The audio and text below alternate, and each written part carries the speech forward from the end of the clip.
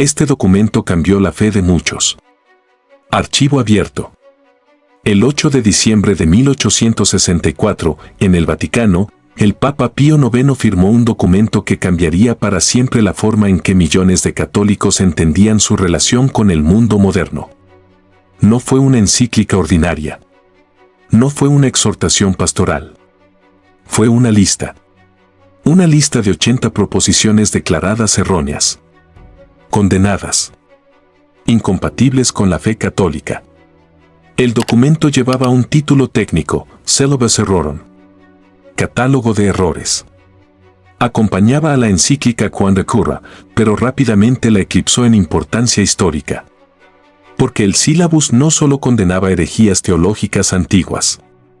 Condenaba ideas que millones de personas, incluyendo católicos devotos, consideraban verdaderas, justas, necesarias para la civilización moderna.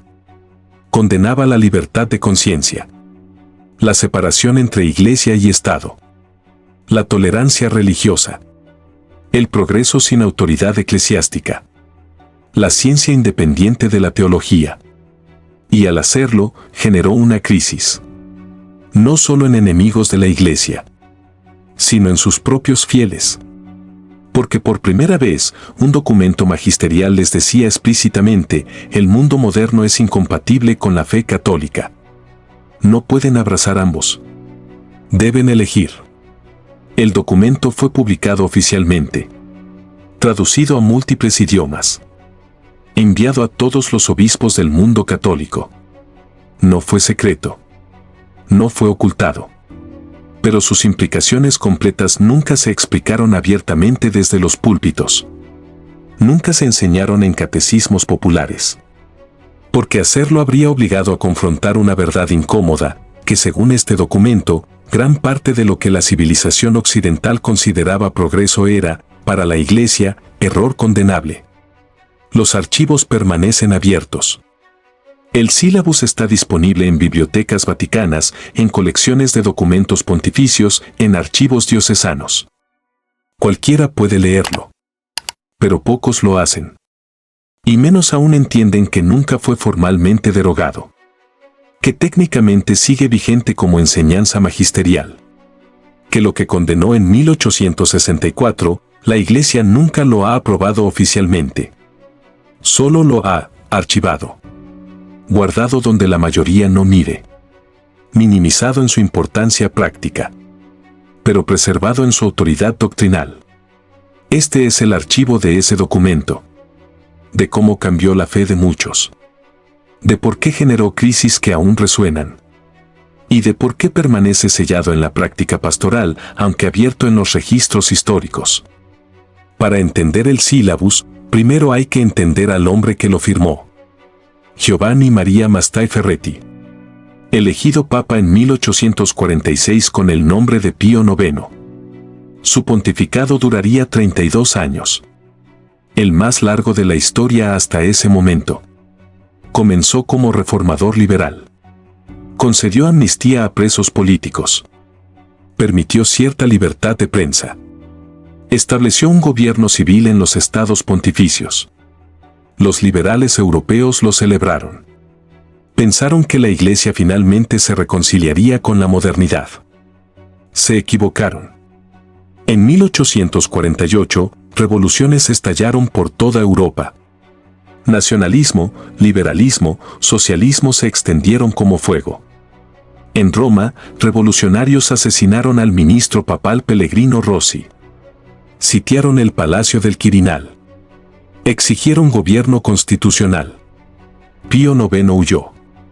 Disfrazado, escapó a Gaeta, reino de las dos Sicilias. Permaneció en exilio casi 2 años.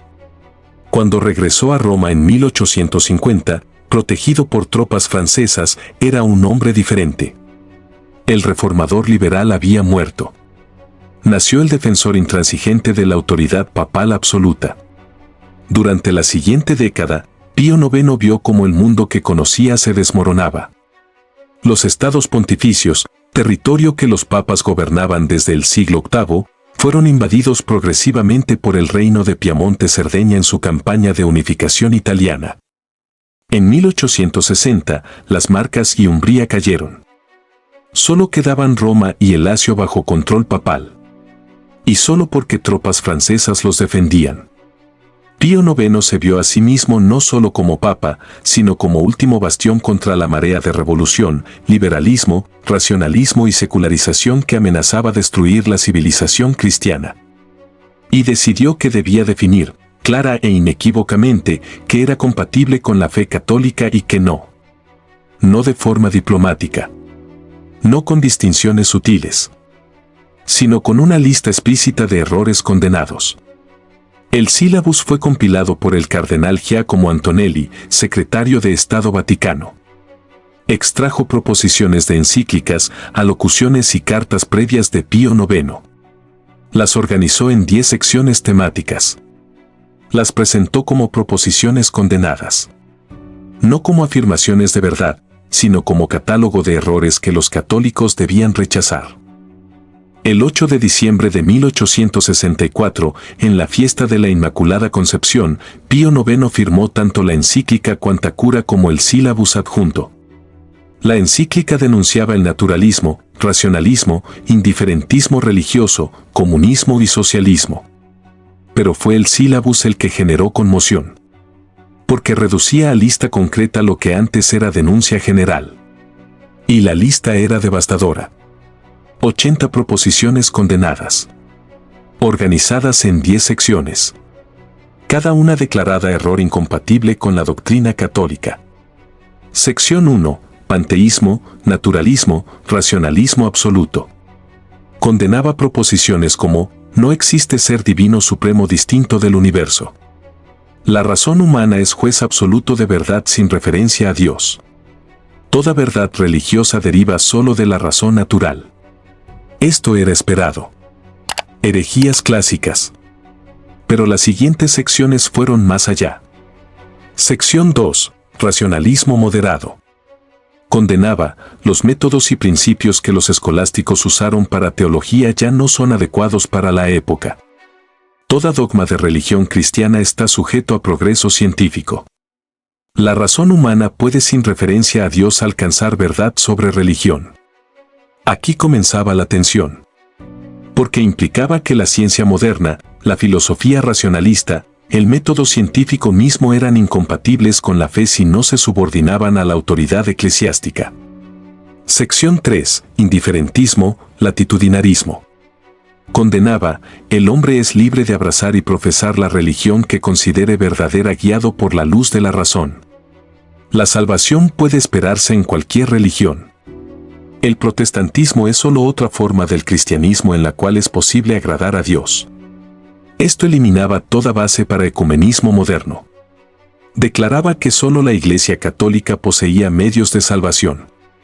Sección 4. Socialismo, comunismo, sociedades secretas, sociedades bíblicas, sociedades clerical liberales. Condenaba movimientos políticos modernos en bloque.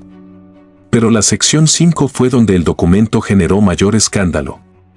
Errores sobre la Iglesia y sus derechos. Condenaba, la Iglesia no tiene derecho a usar fuerza.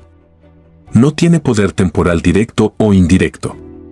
La autoridad eclesiástica no debe ejercerse sin permiso del gobierno civil. El poder civil tiene autoridad sobre asuntos religiosos. La Iglesia debe separarse del Estado. Estas proposiciones eran fundamento de todo Estado liberal moderno. Separación Iglesia-Estado. Libertad religiosa. Autoridad civil sobre educación. El sílabus las declaraba errores. Sección 6. Errores sobre sociedad civil. Condenaba, la autoridad civil puede definir qué derechos tiene la Iglesia. El Estado puede legislar sobre matrimonio. La educación pública debe estar libre de autoridad eclesiástica. Sección 7. Errores sobre moralidad natural y cristiana. Sección 8. Errores sobre matrimonio cristiano. Condenaba matrimonio civil, divorcio, cualquier visión del matrimonio no sacramental. Sección 9. Errores sobre el principado civil del Papa. Defendía el poder temporal papal sobre estados pontificios como necesario para la libertad de la Iglesia. Y luego llegaba la sección 10. La proposición 80. La última. La más devastadora. Condenaba la proposición: el Papa puede y debe reconciliarse con el progreso, el liberalismo y la civilización moderna. Esa sola frase resumía todo el documento. El progreso moderno, según el sílabus, era incompatible con la fe católica. No podía reconciliarse. Debía rechazarse. Las implicaciones eran claras para quien quisiera verlas. Si las 80 proposiciones condenadas eran errores, entonces sus opuestos eran verdades católicas. Si era error afirmar que la Iglesia debe separarse del Estado, entonces la verdad católica era que Iglesia y Estado deben unirse. Si era error afirmar que el protestantismo puede agradar a Dios, entonces la verdad era que solo el catolicismo podía hacerlo. Si era error afirmar que la libertad de conciencia es derecho del hombre, entonces la verdad era que no lo es. Si era error afirmar que la educación pública debe estar libre de autoridad eclesiástica, entonces la verdad era que debe estar bajo control eclesiástico. Si era error afirmar que el Papa puede reconciliarse con el progreso moderno, entonces la verdad era que no puede ni debe. Los defensores del sílabus argumentaron que condenaba solo formas extremas de estas ideas, que debía interpretarse con matices, que no negaba todo progreso, solo el progreso separado de Dios. Pero el documento no contenía esos matices. Era una lista, sin explicaciones, sin distinciones, sin contexto interpretativo. 80 proposiciones declaradas erróneas. Y el católico devoto debía rechazarlas todas. Esto generó crisis inmediata. En Francia, donde muchos católicos eran liberales moderados que apoyaban separación Iglesia-Estado, el sílabus fue bomba teológica. Félix Dupanloup, obispo de Orleans, escribió inmediatamente una interpretación que distinguía entre tesis, ideal teórico, e hipótesis, situación práctica. Argumentó que el sílabus condenaba solo las formas absolutas de estas proposiciones, no su aplicación moderada en circunstancias particulares. Su interpretación fue aceptada tácitamente por muchos obispos. Permitió a católicos liberales seguir siéndolo sin sentir que desobedecían al Papa.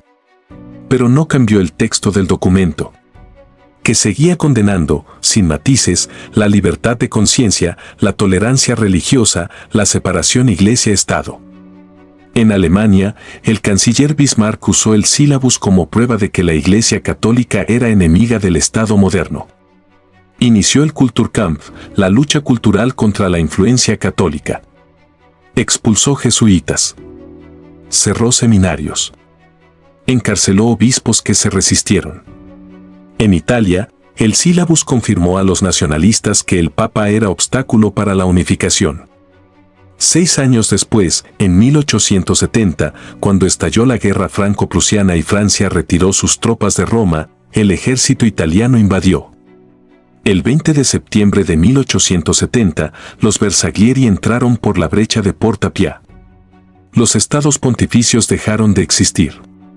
Pío IX se declaró prisionero en el Vaticano. Nunca aceptó la pérdida del poder temporal. Nunca se reconcilió con el Estado italiano.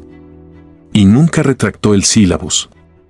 Porque para él, el documento no era estrategia política. Era defensa de verdad eterna contra error moderno. Y la verdad no negocia. No se adapta. No progresa. Solo se preserva. Se proclama. Se defiende. Aunque el mundo entero la rechace. La reacción dentro de la Iglesia fue compleja. Muchos obispos defendieron el sílabus públicamente, pero lo minimizaron en la práctica pastoral. No lo enseñaban desde púlpitos. No lo explicaban en catecismos. No lo usaban para formar conciencias de fieles. Porque sabían que hacerlo generaría crisis de fe masiva. Católicos educados, profesionales, intelectuales, que vivían en sociedades liberales modernas, que valoraban libertad de conciencia, tolerancia religiosa, separación Iglesia-Estado, de pronto se les decía que todo eso era error condenable. Muchos no podían aceptarlo. Y enfrentaban una elección devastadora. O rechazaban el documento papal y arriesgaban su fe. O rechazaban la civilización moderna y se aislaban. O adoptaban la interpretación suavizada de Dupanloup y vivían con la tensión de saber que el texto literal decía otra cosa. El historiador católico Lord Acton, profundamente devoto pero también liberal convencido, escribió cartas privadas expresando su angustia. No podía reconciliar su fe con un documento que condenaba libertades que consideraba fundamentales para dignidad humana. No abandonó la Iglesia, pero vivió el resto de su vida con tensión y resuelta. Muchos otros hicieron lo mismo. Permanecieron católicos, pero católicos incómodos. Católicos que sabían que había documento magisterial que condenaba ideas que ellos sostenían. Y que debían encontrar formas de interpretar, matizar, contextualizar ese documento para seguir siendo católicos y modernos simultáneamente. Esto creó dos catolicismos paralelos. Uno oficial, representado por el sílabus. Intransigente, antimoderno, que rechazaba progreso liberal. Otro práctico, vivido por millones de católicos ordinarios que iban a misa, recibían sacramentos, educaban a sus hijos en la fe y simultáneamente apoyaban democracia, libertad de conciencia, separación Iglesia-Estado. Los obispos nunca resolvieron esta contradicción. Simplemente la administraron. Enseñaban el sílabus en seminarios como documento histórico importante. Pero no predicaban su contenido desde púlpitos. No exigían a los fieles que rechazaran libertad de conciencia. No les decían que vivir en democracia liberal era incompatible con fe católica. Porque sabían que hacerlo vaciaría las iglesias. Entonces desarrollaron una estrategia pastoral silenciosa, preservar el documento en archivos, reconocer su autoridad en teoría, pero minimizar su aplicación en práctica. No fue hipocresía consciente. Fue necesidad pastoral.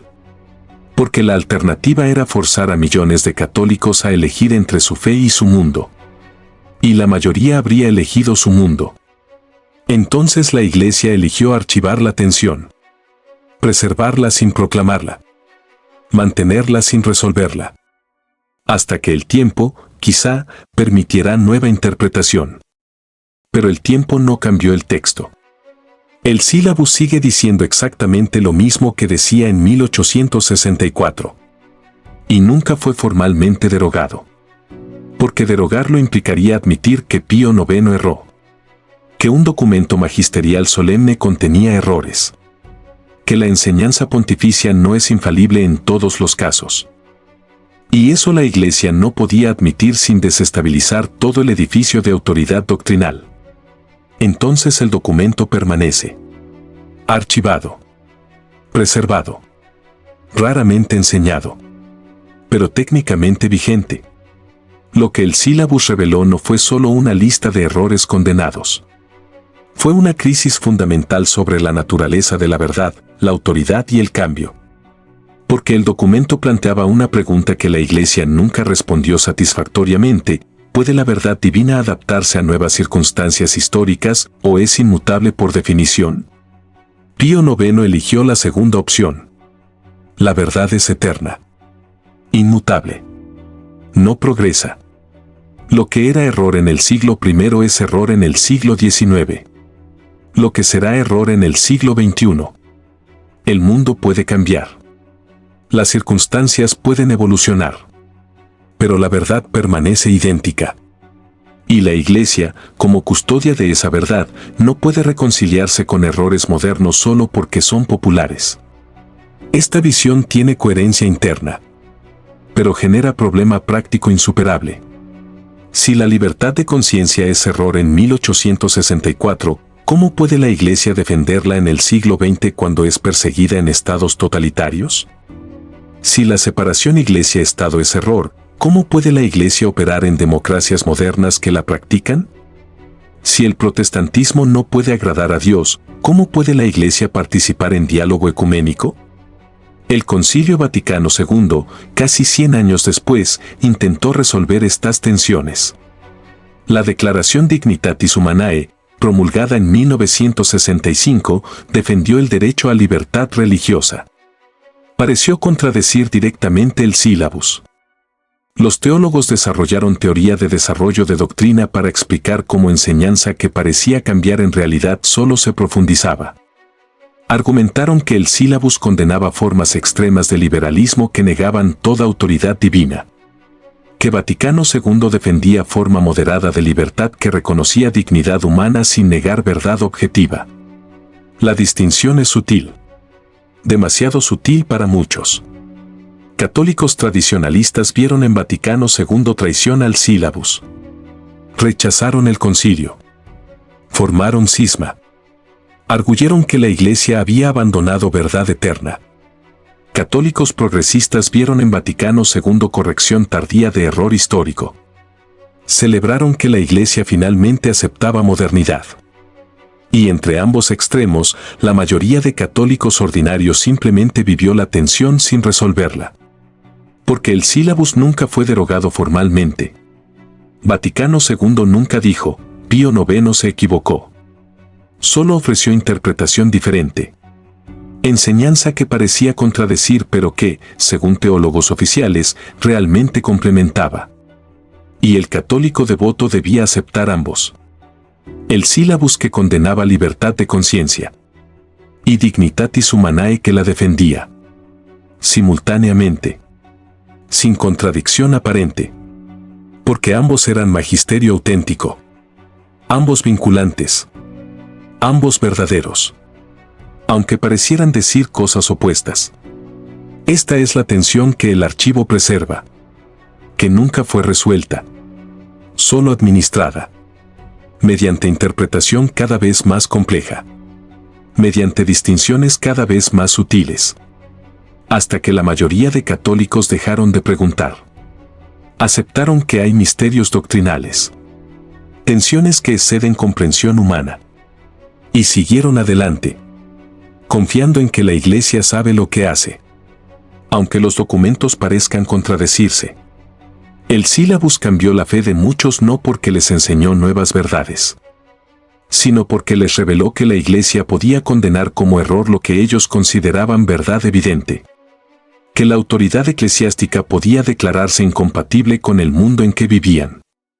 Que ser católico fiel podía requerir rechazar civilización moderna entera. Esto generó tres respuestas. Algunos abandonaron la fe. Decidieron que si el catolicismo era incompatible con progreso, ciencia, libertad, democracia, entonces el problema era el catolicismo, no la modernidad. Dejaron de ir a misa. Dejaron de recibir sacramentos. Criaron a sus hijos sin religión. No por odio a Dios, sino porque el Dios que el sílabus presentaba era incompatible con el mundo que valoraban. Otros radicalizaron su fe. Se volvieron ultramontanos intransigentes. Rechazaron todo compromiso con modernidad. Defendieron monarquías católicas contra repúblicas liberales. Atacaron ciencia moderna, educación secular, libertad de prensa. Se aislaron en guetos católicos donde podían vivir según principios del sílabus sin contaminación moderna. Y la mayoría simplemente vivió con la tensión. Siguieron siendo católicos. Siguieron viviendo en sociedades modernas. Y no pensaron demasiado profundamente sobre la contradicción. Porque pensar profundamente sobre ella habría forzado elecciones que no querían hacer. El sílabus permanece en archivos. Derogado. Solo, interpretado de formas cada vez más creativas para que no signifique lo que parece significar. Esta es la realidad que el archivo preserva. Que la fe cambió no por revelación nueva, sino por decisión de archivar documento que generaba tensión insoportable. De preservarlo en teoría pero minimizarlo en práctica. De reconocer su autoridad pero no enseñar su contenido. Porque la alternativa era forzar crisis que habría destruido la Iglesia institucional. Entonces la institución eligió sobrevivir. Mediante archivo. Mediante silencio pastoral. Mediante interpretación que suaviza sin derogar. Y la mayoría de católicos nunca supo. Nunca leyó el sílabus. Nunca confrontó sus implicaciones. Nunca tuvo que elegir entre fe y modernidad.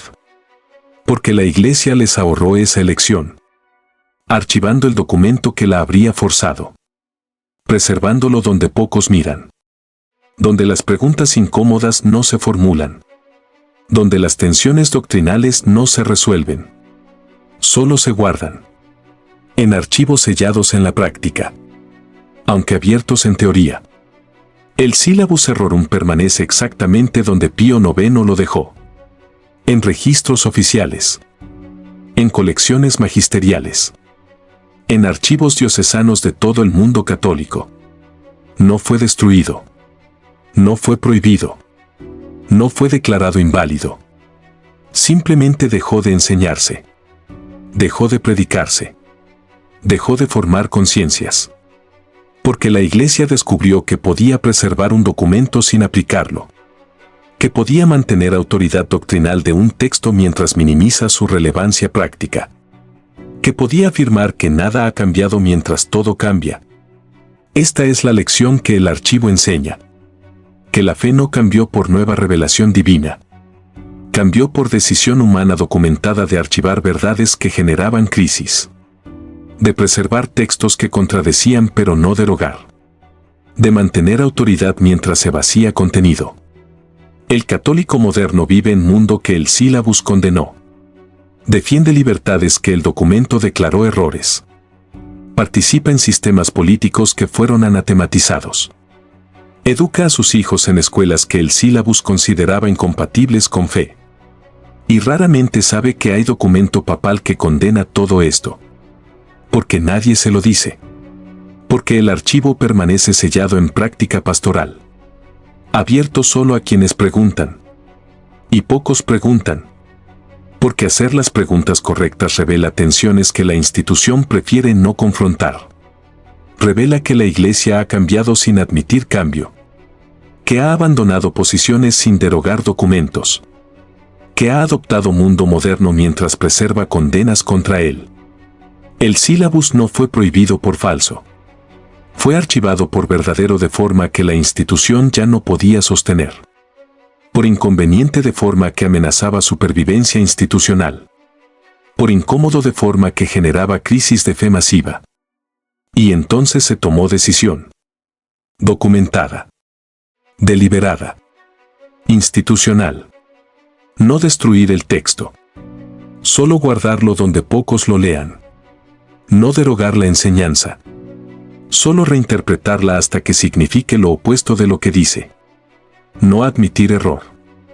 Solo desarrollar doctrina de formas que permiten contradecir sin rechazar. El archivo permanece. El documento existe. Las 80 proposiciones condenadas están ahí, esperando a quien se atreva a leerlas. Y a preguntarse por qué la Iglesia ya no las enseña. ¿Por qué los católicos modernos viven exactamente como los errores condenados prescribían? ¿Por qué nadie habla del Syllabus desde púlpitos? Las respuestas están en el archivo. En el silencio que lo rodea. En la decisión de preservar sin proclamar. De mantener sin aplicar. De archivar sin destruir. Porque hay verdades que las instituciones no pueden destruir. Solo pueden guardar donde nadie las busque. El archivo prohibido. Donde los documentos que cambiaron la fe permanecen. Sellados no por secreto, sino por silencio.